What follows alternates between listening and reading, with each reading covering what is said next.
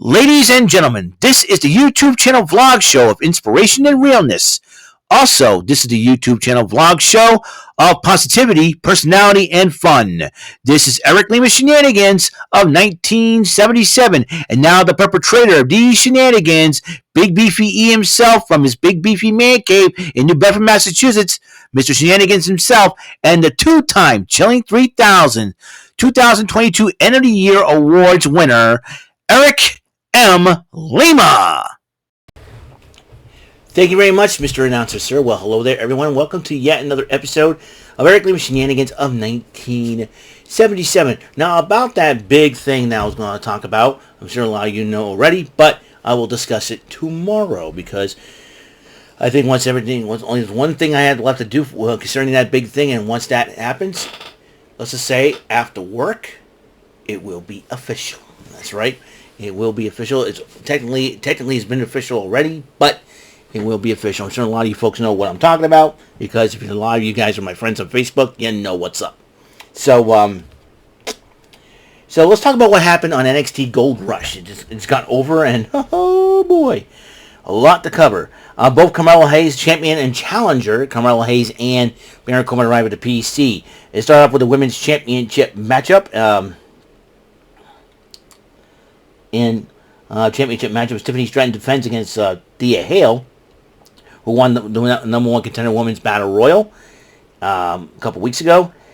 And Drew Gulak and Charlie Dempsey arrived at ringside. I knew these two idiots were going to be a problem.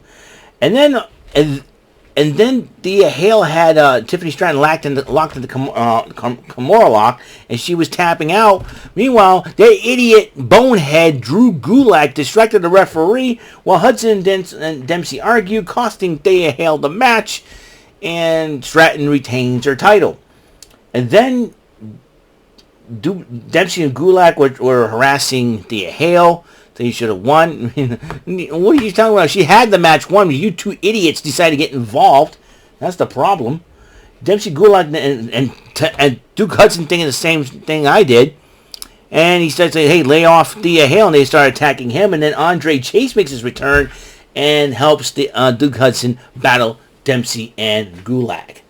And and Gals was talking about Stacks and how they're going to take care of him, but there's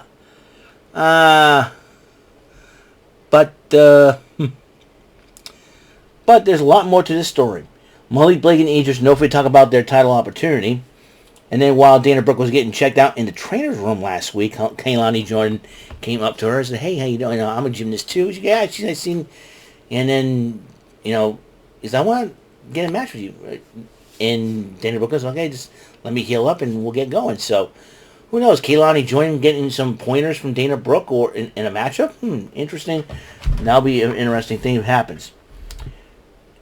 And the NXT Tag Team titles on the line.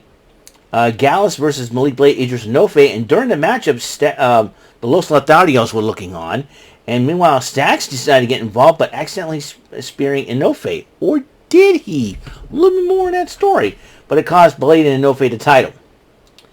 And then Mackenzie Mitchell interviews Metaphor, that would be Noam Dar, Oro Mensah, Jakara Jackson, Last Legend. And they were trying to get off the subject of losing the Heritage Cup Championship. Noam Dar, oh, you suck, Mackenzie. Oh, man up, you big baby. There's other titles you can go after. Wesley's always been issuing open challenges. Why don't you go after the North American title? Yeah. Freaking Noam Dar is a big baby. Noam Dar, man up, you big baby. Anyways, so there's that. And then the Schism family meeting happened. I think the Dyad was getting frustrated at when he losing under Joe Gacy. And Ava Rain was the one that tried to put this thing together. But then the Dynamite interrupts Schism. They said, we're sick of you guys, you're a cancer and all that. He says, how about this? A tag team match next week. Losing team leaves NXT. And Julius Creed goes, fine, it's a deal. Now, if the Creed Brothers lose this matchup, they can go to Raw or SmackDown.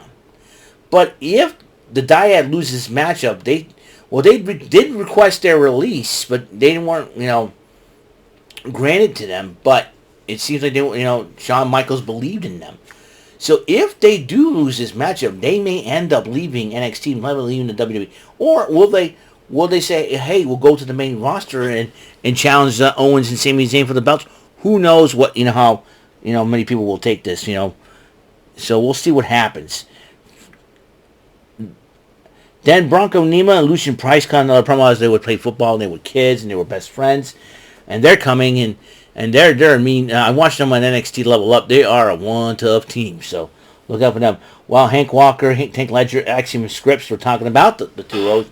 And Scripps is the tag team division. And what about you two? And then Axiom claims that they're not a team. Scripps like, I don't know. And then Mason Frazier was walking by with the NXT Heritage Cup. Axiom congratulates him. And he goes, thank you, old friend.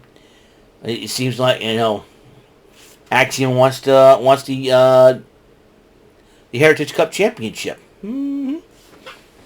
And, but then Trick Williams was hopping up Carmelo Hayes. But in a shocking move, guess who stopped by NXT? The Women's World Champ, Rhea Ripley. It says, if you decide since you guys got yourselves involved in Judgment Day business, you are powerful now. So I was like, oh boy. So this would make very interesting.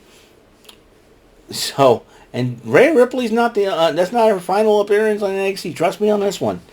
It gets better. Heritage Cup title on the line. Nathan Frazier will have the lovely Ulysses Leon in his corner, while Valentina Royce will back up Dragon Lee. As you know, there are 6 3-minute rounds. Once a fall occurs, around best 2 out of 3 falls. Once a fall occurs, the round ends. Match ends up automatically on disqualification or knockout, and we'll end the matchup. Whoever has the most falls at the end of 6 rounds wins. If it's a tie, champion retains the tie. So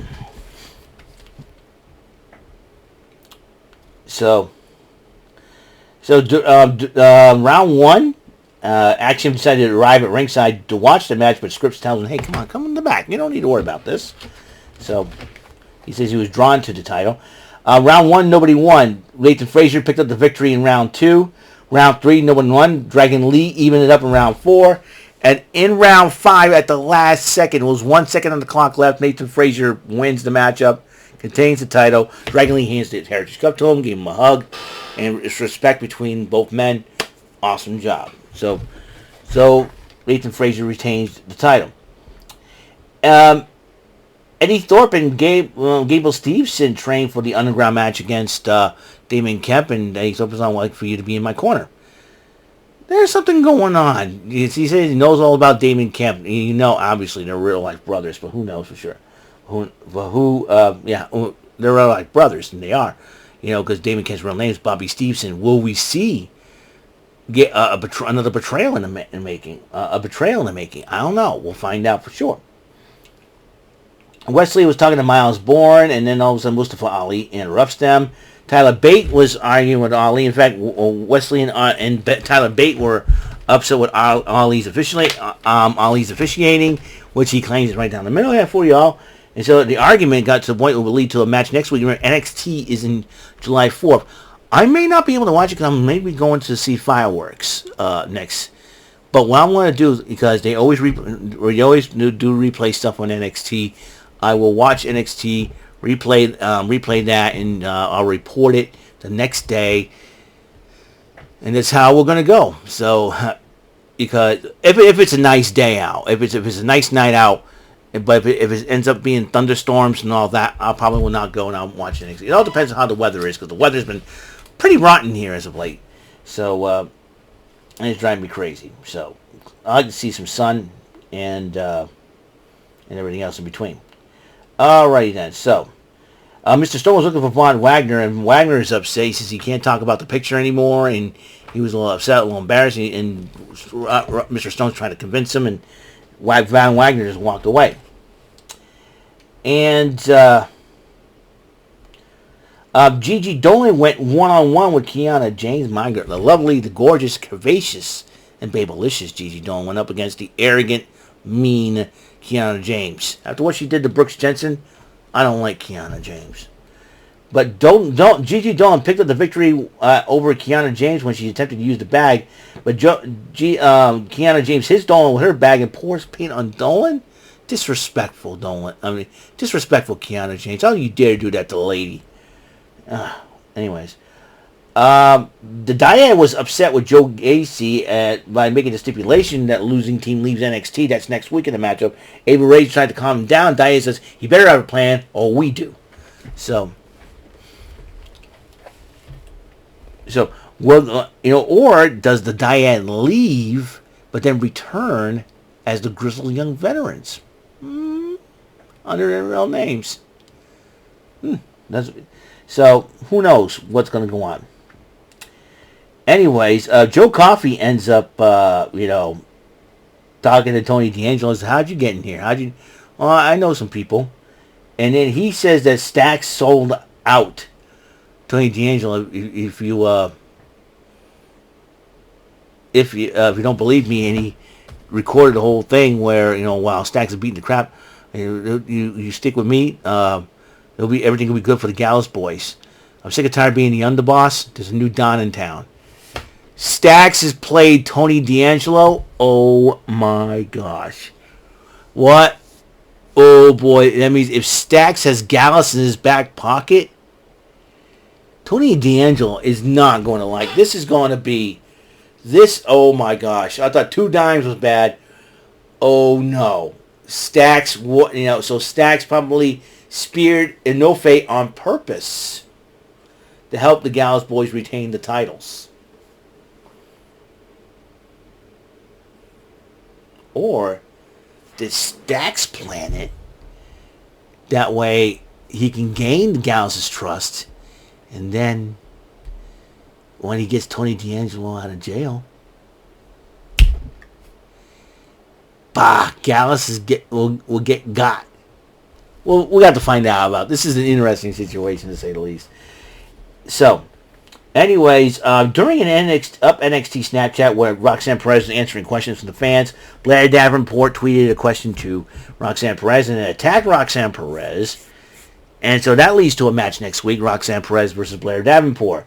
Jason Jane runs her mouth about Lyra Valkyria, complains about her. Tatum Paxley agrees, and the other 2 girls were kind of quiet and all that. But then Valkyria approaches, punches JCJ in the face, and then JCJ's like, Valkyria just punched me. And Rhea Ripley walked by once again. She goes, you kind of deserve it. Lyra's a badass. Does Rhea Ripley have respect for Lyra Valkyria? Is Rhea Ripley doing a little more recruitment for Judgment Day? I don't know what Rhea was doing at NXT. I know she was targeting Carmella Hayes. This is going to be interesting. I'm telling you. Folks, I love NXT getting more involved with the main roster players. It's going to be interesting stuff. So, anyways. And the NXT title was on like Carmella Hayes versus Baron Corbin. Baron Corbin back with a lone wolf attitude. And this was a heck of a fight. Seriously. This was a heck of a fight. And in the end, Carmella Hayes retains the title. But then we saw the office of Shawn Michaels. I heard somebody yelling at Shawn Michaels, "Can't do this guy, beating everyone." And Braun Breaker comes busting out. He goes, "Braun, what's going on?" Well, you'll find out next week. So, what the heck is with Braun Breaker? We're going to have to find out next week. So, episode 672 of Eric Lima Shenanigans 1977 is complete. And we're going to talk. And then this coming Friday, SmackDown emanating from London, England. The final SmackDown before Money in the Bank. June the 30th. Holy mackerel. There's a lot. There will be a lot of stuff to be talking about really, really soon because we're almost near the end of June. Holy God. So that is it. That's all the time we have on the show. Episode 672 is complete, and we'll be going right into not right into 673, but once tomorrow will be 673. We'll be doing some Joker's Wild, and tomorrow's Luke Jeffers' birthday. I'm going to try to see if I can acknowledge his birthday. Well, I know he's bugging me to do so. So, it's driving me crazy, but I'll do it. So that'll be all the time we have on this show. So. Episode 673 is tomorrow. Until that episode comes rolling around, Mr. Announcer, take us home. Good night, everybody. That is all for today's episode of the show. This is Mr. Lima speaking for Eric Lima Shenanigans of 1977. A Big Beefy E, do it for Bob Saget production. And in association with A Sweet Bowl for Raving Dingleberries Telepictures and Distribution. Thank you for watching another great episode of Eric Lima Shenanigans of 1977. Until the next episode, goodbye for now.